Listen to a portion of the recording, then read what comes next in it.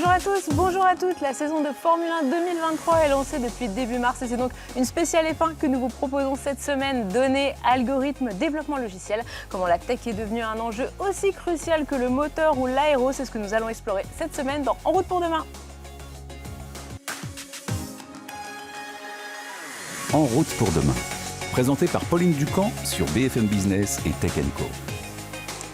Je suis ravie de vous retrouver pour ce nouveau numéro d'En route pour demain et encore plus ravie parce que cette semaine on va parler de Formule 1. La saison 2023 a débuté le 5 mars et le prochain Grand Prix se déroulera le 30 avril à Bakou en Azerbaïdjan. Alors au-delà des pilotes, des moteurs, du design de la voiture, de l'aéro, il y a un autre terrain sur lequel les écuries se battent depuis plusieurs années. Ce sont les data, les données et leur analyse. La modélisation, c'est devenu un enjeu stratégique au même titre qu'une évolution moteur, à tel point qu'aujourd'hui, alors que finalement les écuries ne doivent pas dépasser un budget annuel de 135 millions de dollars, c'est le fameux cost cap, un développement logiciel, il peut avoir la priorité sur un développement aéro par exemple. Alors cette importance de la tech, du cloud, des algorithmes, on va la décrypter tout de suite avec nos invités.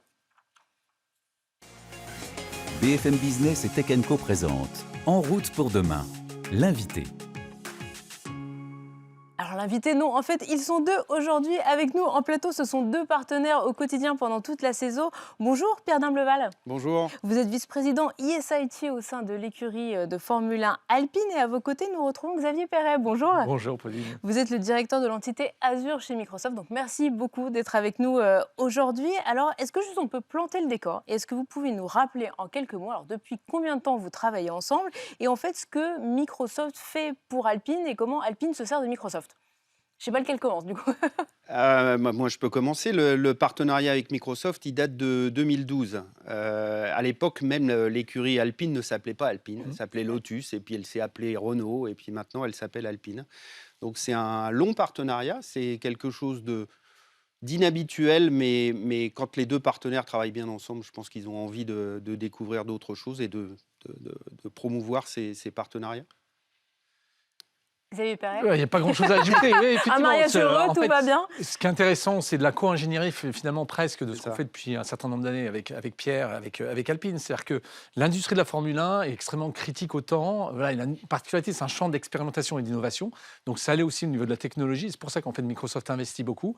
Et ça nous permet finalement de réutiliser un certain nombre de choses qu'on fait pour le produire. On va le voir finalement à d'autres entreprises derrière, à le fournir en termes de cloud, donc d'Azure, derrière pour nous. On le voit quand on regarde un Grand Prix, on voit des tas de personnes avec des ordinateurs tout autour des voitures. Est-ce que vous pouvez nous expliquer comment on prépare informatiquement une course? Parce que c'est une vraie préparation, c'est pas simplement on fait des petits dessins sur un ordinateur. Exactement. Alors, on a besoin de data pour préparer les courses et on a besoin de data pendant les courses pour réagir vite. Quand on prépare les courses, faut savoir que maintenant la réglementation en Formule 1, elle interdit la plupart des tests physiques avec la voiture et son pilote dedans. Il y a quelques essais de pré-saison, mais sinon tout le reste, ça se fait via la simulation, via les ordinateurs, via les algorithmes et via l'acquisition de données. Donc on a évidemment l'acquisition de données, par exemple dans la soufflerie, et avant ça dans la simulation aérodynamique. Donc les ingénieurs, pour ressentir comment va se comporter la voiture pendant la course, ils n'ont que la simulation numérique. Donc on comprend bien que la tech, le software, la capacité de puissance, la capacité de stockage et la puissance de calcul, sont clés pour obtenir le maximum de performance de ce système homme-machine qu'on retrouve sur les circuits. Concrètement, ça veut dire qu'avant une course, vous allez modéliser quoi? Des stratégies de course? Vous allez modéliser s'il pleut, s'il fait 35 degrés? Ce qui est incroyable en Formule 1, c'est qu'il y a une vingtaine de courses dans l'année, mais en fait, aucune ne se ressemble, puisque chaque course est différente. Monza est différente d'une autre course derrière. C'est sur la voiture elle-même 300 capteurs, donc on a agrégé beaucoup de données en amont. Déjà, et puis effectivement, il y a le temps qui va jouer, il y a la facture de la course, peut-être la façon dont le pilote conduit, donc qui va modéliser finalement un certain nombre de parcours, de choses pour améliorer la voiture dans les à peu près 15 jours en général qui séparent de courses. Donc il faut aller très vite pour modéliser ça. Et puis ensuite, après, tout va se jouer pendant la course, on va le voir. Mais rien n'est fait, en fait, pendant la course, c'est ça qui va être intéressant. Mais avant la course, effectivement, ça va être une course déjà à la vitesse pour pouvoir construire ce qui sera le meilleur par rapport à la situation prévisionnelle quelque part de la future course. On le voit souvent, le vendredi, il y a une des deux voitures qui est bardée de capteurs, qui a même plus de capteurs que l'autre, et puis qui emmagasine des datas. Qu'est-ce que vous faites de toutes ces données Alors ça fait partie de la chaîne, ce qu'on appelle la chaîne de corrélation, hein. Quand on simule numériquement quelque chose, après on a tendance à vouloir vérifier si on n'est pas trop loin de la réalité. Donc les capteurs, effectivement, qui sont montés parfois sur les voitures le vendredi, c'est pour corréler les données de simulation qu'on a générées pour préparer la course. Donc qu'est-ce qu'on fait de ces données? Justement, on étudie où est-ce qu'on peut gagner du temps en mettant un petit peu plus de charge aérodynamique. Vous savez, c'est le compromis habituel entre vitesse de pointe en ligne droite avec pas trop de charge aérodynamique et beaucoup de vitesse en virage quand on met beaucoup de charge aérodynamique. Donc toutes ces données, elles vont permettre de régler au mieux la voiture en fonction des conditions de course, mais aussi du ressenti des pilotes, hein.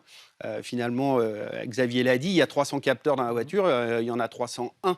Il y a aussi le pilote. Et le pilote, c'est un super capteur qui donne plein d'informations pour corréler la réalité avec ce qu'on a pu prévoir avec les ordinateurs. Ça veut dire que Xavier, vos équipes, elles sont dans le garage à analyser tout au long de la saison? C'est les équipes d'Alpine qui vont analyser, mais qui vont utiliser effectivement les technologies qui sont dans le cloud, et puis un certain nombre de technologies, d'outils derrière. Puis ensuite, après, on va aider à améliorer ces outils-là, à changer les algorithmes peut-être. Voilà, il y a différents moyens. À la fin, c'est quand même Alpine qui fait le travail derrière, à la fois avant et puis pendant aussi, puisqu'on va y revenir. Pendant, il y a beaucoup de choses qui vont se jouer pendant la course. Alors justement, pendant la course, parce que vous en parlez, il y a quand même le pilote. Truc très basique, vous avez une super stratégie, vous avez une super modélisation. Le pilote, il vous dit « Ouais, mais moi, dans la voiture, là, je ressens pas ça, donc on va pas faire comme ça ». Qui est-ce qui gagne? C'est la modélisation, c'est l'ordinateur ou c'est le pilote, le ressenti sur la piste?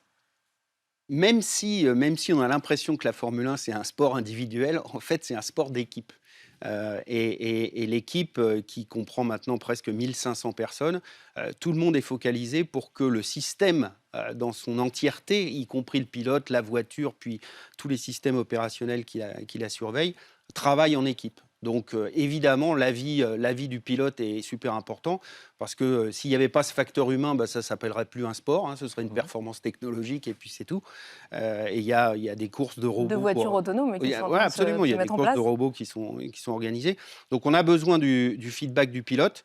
Et puis, on doit aussi prendre en compte ses émotions. Donc aujourd'hui, grâce à la technologie, on arrive à sentir certaines choses, certaines tendances dans les retransmissions audio ou dans les captations vidéo qu'on arrive à faire. Donc c'est plus seulement de la donnée mesurée par des capteurs de pression, d'accélération, de vitesse et plus encore, mais c'est aussi de l'analyse de sentiments, quand on analyse les communications entre le pilote et son ingénieur, on essaye de décrypter. Vous pouvez nous expliquer ça? Ça veut dire, parce que pour expliquer un peu à nos téléspectateurs qui ne connaissent pas forcément la F1, quand on suit un week-end de course, il y a un certain nombre de conversations qui sont publiques entre les écuries, entre le directeur de course, un ingénieur, et le pilote qui est sur la piste. Ça veut dire que vous avez créé des modèles et vous êtes capable d'analyser chez vos concurrents et de savoir que là, Toto Wolff, le patron de Mercedes, sa voix, elle veut dire qu'il dit un truc, mais c'est pas vraiment ça? Alors, on n'entend pas Toto Wolff, hein. Ce qu'on a le droit d'entendre, c'est la communication entre l'ingénieur de course et son pilote. C'est les seuls enregistrements qu'on a le droit d'écouter. Mais effectivement, on va utiliser les Cognitive Services qui sont de base dans Azure Cloud pour détecter si un mot revient systématiquement dans la conversation, ou si sur certaines séquences de course, il y a toujours le même style de communication entre le pilote et son ingénieur.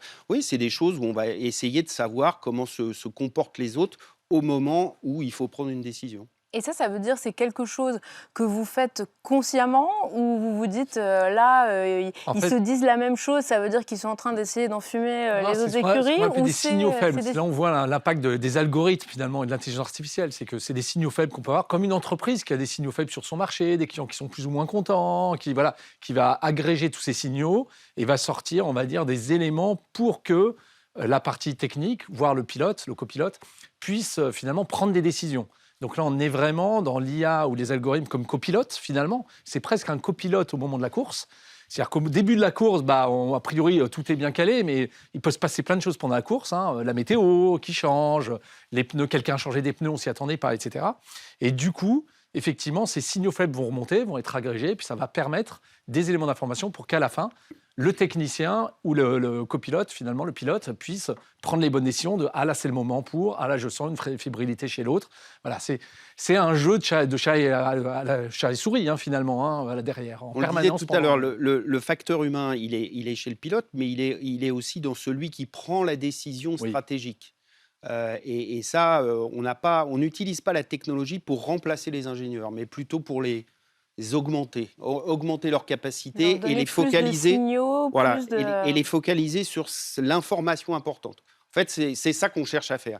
On capture un maximum de données, et ben, transformer la donnée en information importante pour celui qui doit prendre une décision. C'est tout l'enjeu des systèmes d'information dans la F1. Mais alors du coup, ça doit aller super vite parce que bon, le but de la F1, c'est d'aller très vite, mais cette analyse des données, les récolter, il faut les récolter vite, mais il faut aussi derrière pouvoir, je me doute au niveau des équipes de Microsoft, pouvoir rebalancer toutes ces données aux équipes d'Alpine pour qu'elles se disent, bon là j'ai toutes les cartes en main, et comment on fait pour aller accélérer comme ça? Bah, c'est là où la technologie est importante finalement, et c'est là où c'est intéressant de travailler avec une entreprise française comme Alpine, hein, pour Microsoft, c'est que cette industrie, elle est très critique au temps. Donc effectivement, il faut des plateformes technologiques qui soient extrêmement rapides à analyser et à donner cette visualisation pour que voilà, les gens puissent prendre les bonnes décisions derrière. Donc c'est ce temps de latence, souvent on l'appelle comme ça, d'aller-retour vis-à-vis du cloud, des choses à faire en local, des choses à faire en global. Finalement, c'est tout un sujet d'architecture aussi derrière. Mais c'est la clé finalement pour prendre des bonnes décisions effectivement derrière, quasi ou en temps réel en l'occurrence derrière. Donc c'est un vrai avantage concurrentiel derrière. L'arrivée de la puissance de calcul dans le cloud, dans le nuage, ça a été vraiment un facteur d'accélération, la capacité de disposer de la puissance du calcul nécessaire quand on a réellement besoin et ne pas l'utiliser quand on n'est pas en course ou pendant le break de l'été, qui est un rituel dans la F1. Donc ça, c'est quand même...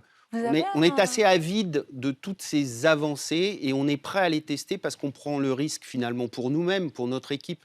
Et c'est pour ça que je pense qu'il y a un certain nombre d'entreprises de technologie qui sont intéressées pour venir collaborer avec nous dans la F1. C'est parce qu'on est toujours avide de tester des avantages technologiques. Vous le disiez à l'instant, hein, la Formule 1, c'est aussi, on aime bien tester des nouvelles choses, enfin, c'est votre quotidien. Justement, vous avez un exemple concret d'un moment en course pendant la saison dernière où vous avez testé une nouvelle solution venue de chez Microsoft et où là, ça a fait la différence, vous avez réussi à gagner des secondes, à peut-être gagner des places, Alors ça, je ne vais pas vous le dire, parce qu'on est quand même qu'au début de la saison 2023.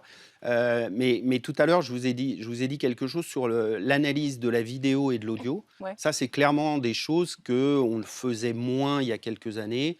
Et c'est quelque chose que justement les cognitive services qui sont disponibles dans Azure nous ont permis très simplement, par exemple, les discussions entre ingénieurs et pilotes. Avant, on avait des gens qui écoutaient la conversation et qui retranscrivaient par écrit la conversation. Donc maintenant, on le fait automatiquement. Une marge d'erreur assez importante quand Exactement. on écoute. On peut, maintenant, et puis un temps aussi de, Oui. de restitution qui était plus long. Avec la solution dans le cloud d'Azure, on a la transcription automatique de tout ce qui se raconte entre pilotes et ingénieurs de course. Finalement, c'est un super chat GPT que vous... Alors, j'allais y venir, parce qu'effectivement, Pierre l'IA au génératif, avec ce qu'on fait avec ChatGPT, Microsoft et OpenAI, sont très, très impliqués ensemble, mais effectivement, ouvre d'autres champs effectivement, d'analyse sémantique, en l'occurrence, de compréhension du langage, sur toutes ces conversations qui se passent. Donc, ça ouvre des possibilités encore supplémentaires. Je voudrais aussi rajouter d'autres algorithmes qu'on a utilisés et qui se trouvent, on utilise aussi dans d'autres industries. C'est dans l'industrie financière, les algorithmes qui ont besoin comme ça de cette criticité au temps, c'est aussi la finance et le trading financier. Et donc, par exemple, il y a certains algorithmes qui sont utilisés dans les deux industries parce que justement, ils ont besoin de ce temps très court pour décider derrière, pour avoir cette analyse très rapide. Donc, c'est intéressant d'avoir des passerelles comme ça de technologie entre d'autres industries. Est-ce que ça veut dire qu'il faut aussi former les pilotes à lire ces datas ou à s'en servir, parce qu'il y a peut-être des pilotes qui sont réfractaires à ce genre de choses? Alors, qui se disent, bon, oui, les nouvelles générations de pilotes sont quand même très rompues. Elles passent déjà beaucoup de temps dans les simulateurs, que ce soit chez eux-mêmes avec leur entre les propre courses simulateur analysées et de jeu, l'après-course. Hein. et puis le simulateur qu'on a dans l'écurie. Donc, c'est des gens qui parlent assez naturellement le langage des datas. Après, la transcription de ce qu'ils ressentent, eux, dans la voiture, ils le font avec des mots. Donc, il faut quand même cet élément traduction de leur ressenti en données un peu plus physiques. Et Vous c'est là faut où un algorithme pour analyser ce que disent vos pilotes, des fois? on pourrait penser à ça, effectivement, mais on leur présente des courbes, pour qu'ils essayent de eux-mêmes arriver à traduire, effectivement, à cet endroit-là, j'ai senti ça, et voilà ce qui s'est passé. Est-ce que ça vous aide? Parce qu'on sait qu'il y a de plus en plus de nouveaux circuits qui arrivent, puisque que les pilotes ne connaissent pas et les écuries non plus, où il n'y a pas justement cet historique de data que vous pouvez avoir sur d'autres circuits mieux connus. Comment vous, justement, ces données, les algorithmes peuvent vous aider à progresser plus vite, à vous imprégner plus vite d'une piste que vous ne connaissez pas forcément? Alors ça, c'est une difficulté. Moi, j'ai l'habitude de dire qu'en F1, on ne fait pas du big data, on fait du fast data. Parce qu'en fait, on n'a que 2 voitures et on capture de l'information sur, effectivement, des saisons qui ne se ressemblent pas tant que ça. Le règlement technique fait que la voiture change, donc elle n'est pas reproduite de la même manière d'une saison à l'autre. Donc on va essayer de chercher justement là où on peut avoir des corrélations d'une saison à l'autre.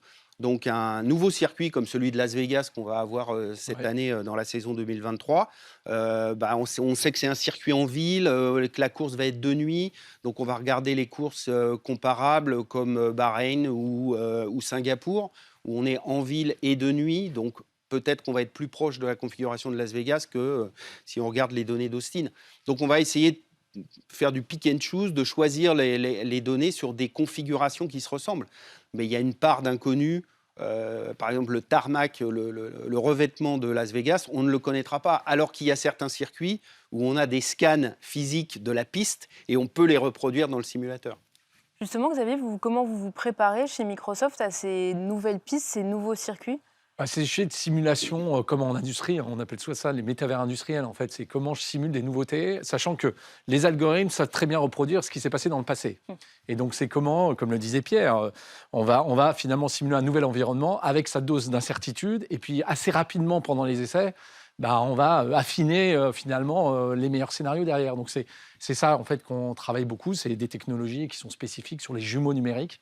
Puisqu'on a des jumeaux numériques, on a un petit peu parlé, mais on a des jumeaux numériques de la voiture, on peut même les voir en 3 dimensions via des casques de réalité mixte derrière. Donc voilà, comment on va simuler cette course, sachant que le nombre de paramètres est juste énorme derrière. Justement, sur ces jumeaux numériques, il y a des éléments où ça vous a permis de plus progresser parce que vous n'arriviez pas à faire des mesures, je ne sais pas, sur de l'aéro ou sur du pneumatique, où c'est peut-être plus compliqué de savoir ce que va faire la pièce, et le jumeau numérique vous permet de tester plein de solutions et du coup de vous dire, là, ça va se comporter de telle ou telle manière?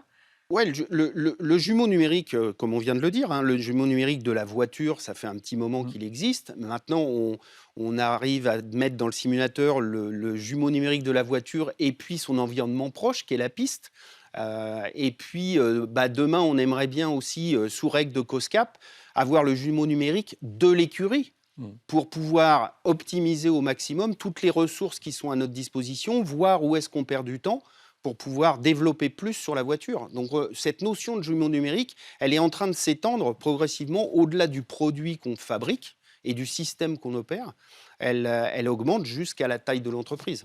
Est-ce que ce jumeau numérique, vous allez même jusqu'à le pousser à la manière de piloter, qui fait qu'il va peut-être tirer plus ou moins d'une certaine manière sur le volant et du coup faire qu'il y a des résistances qui vont se faire sur les pièces? La façon de conduire est d'un des éléments, selon les pilotes, derrière. C'est un des éléments qui font évoluer effectivement les choses. C'est pas que la voiture qui est stable, c'est configurations qui changent tous les ans, comme le disait Pierre. Donc en plus, il y a ces règles qui changent, les circuits.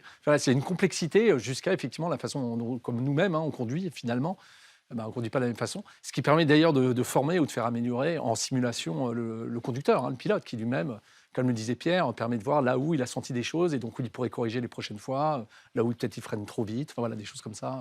Une anecdote, ça sera la 3e, je crois, sur le facteur humain. Quand on est dans le simulateur, qu'on met le modèle de la voiture, on met le modèle de la piste, on met le modèle de température et on optimise tous ces paramètres, on a normalement la voiture idéale pour ce circuit dans ces configurations. Vous mettez un pilote dans le simulateur, il va vous dire « Non, mais la voiture est inconduisible. Tout explose. Moi, il me faut beaucoup plus de sous-virage, il me faut beaucoup plus de réactivité de la voiture, beaucoup plus de balance sur l'avant, la balance des freins et tout ça. » C'est là que le facteur humain entre en jeu et il faut prendre en compte ce capteur supplémentaire qu'est le pilote, qui lui va extraire toute la performance d'une machine qui roule à 350 à l'heure. Si on se projette un peu, on sait que 2026, il va y avoir des gros changements de règlement. Alors, on ne connaît pas tout, mais il y a notamment au niveau des motorisations, des carburants, il y a pas mal de choses qui vont changer.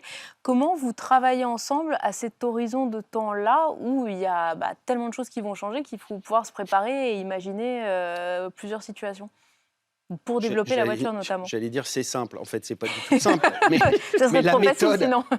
la méthode, c'est dès lors qu'on a un soupçon d'informations sur les réglementations qui seront les nôtres en 2026, on va immédiatement commencer à travailler des modèles qui correspondent à cette réglementation. Donc on a déjà des indications sur la configuration des moteurs qui sera proche de celle qu'on connaît aujourd'hui, mais simplifiée, avec des machines électriques, puisque les moteurs sont hybrides depuis 2014, mais des machines électriques peut-être un petit peu plus simples à gérer. Sur les règles d'aéro, on a aussi des premières directions. Donc il y a une partie de l'équipe déjà aujourd'hui qui travaille sur les modèles 2026. Ouais, l'intérêt aussi, on ne va pas simuler, on ne va pas construire une voiture, construire une nouvelle voiture qui potentiellement serait sur cette réglementation et la faire tourner longtemps. On va simuler tout ça dans un monde numérique, du coup, pour commencer à voir comment elle peut réagir et commencer à optimiser les choses. Bon, écoutez, messieurs, merci beaucoup. En tout cas, on va déjà regarder la prochaine course en vous souhaitant une bonne saison et beaucoup de succès. Et on va rester dans le domaine des sportifs pour finir cette émission avec un modèle qui va bientôt tirer sa révérence. C'est l'Audi R8, la supercar de la marque Osano. Mais en guise d'adieu, Audi a prévu plusieurs versions spéciales, plusieurs séries spéciales, comme celle qu'Essia Lacroix et Antoine Larigauderie nous font découvrir aujourd'hui. BFM Business et Tech & Co présente En route pour demain, l'essai.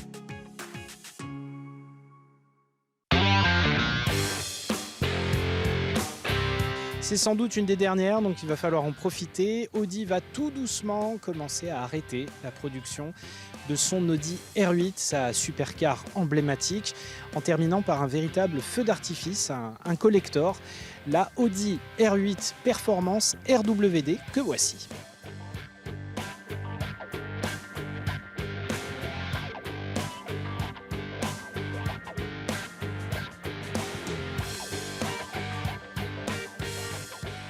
La ligne de la R8, on la connaît depuis 17 ans maintenant, c'est une des supercars à la carrière la plus longue de l'industrie automobile. Elle est assez emblématique, alors ces énormes jantes sport noires, massives, des freins rouges, des mâchoires de freins rouges, des freins par ailleurs extrêmement puissants, et une ligne totalement emblématique qui a été l'expression du design Audi pendant très longtemps, avec un avant relativement court et un arrière massif où vient se loger le moteur en position centrale arrière. On a l'impression qu'il fait le voyage un peu avec nous.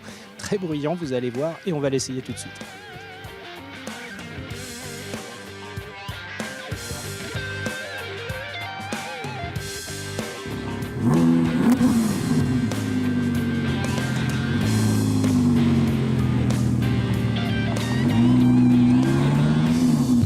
Et au cœur de cette voiture, il y a un moteur assez extraordinaire quand même. 10 cylindres, V10, 5 litres 2. Il est entièrement atmosphérique, il n'y a pas de turbo, il n'y a pas d'assistance électrique ni d'hybridation. C'est vraiment un moteur à l'ancienne, extrêmement puissant, 570 chevaux et d'une cylindrée de 5 litres 2. Donc énormément de coffre, énormément de puissance. Cette Audi R8, il faut bien le préciser, RWD comme on le disait, elle n'a pas de transmission intégrale, de transmission quattro. La puissance est uniquement distribuée aux roues arrière, d'où des sensations assez pures et un sentiment de légèreté.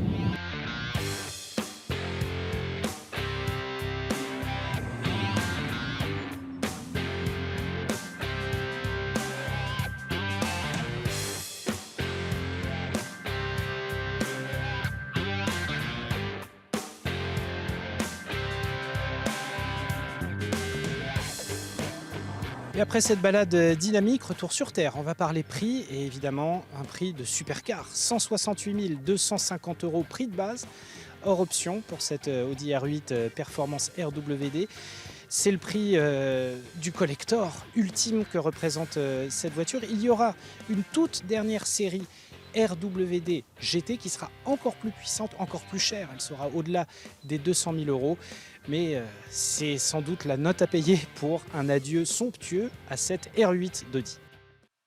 Eh bien voilà, c'est déjà la fin de ce numéro d'En route pour demain spécial Formule 1. Merci à tous de nous avoir suivis le week-end sur BFM Business et tout au long de la semaine sur Tech & Co. Prenez soin de vous, à très vite.